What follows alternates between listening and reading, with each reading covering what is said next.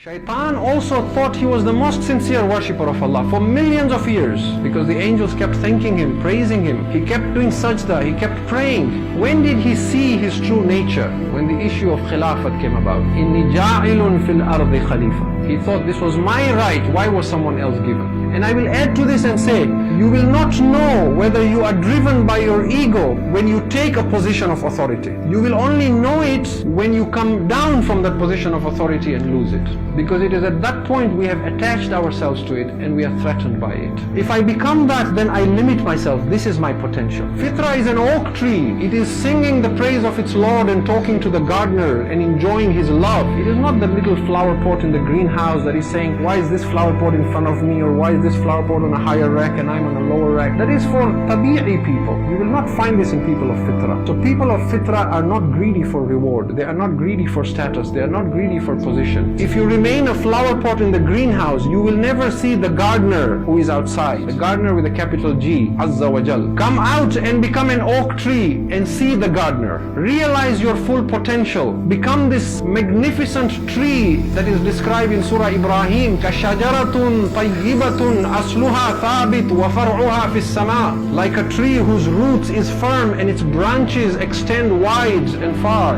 Tu'ti ukulaha kulla heenin bi'idhni rabbiha. It is able to give out fruits in all seasons by the permission of its Lord. Do not be kashajaratin khabithatin ijtuthat min fawq al-ardi ma laha min qarar. Like a bad tree whose roots have come out and it has no stability. This is what the prophets wanted to show us. But we resisted because they're telling us to come out of tabi'ah, to come out of this cocoon. And therefore we hear that we say that he who fears to lose sight of the shores will never discover new lands.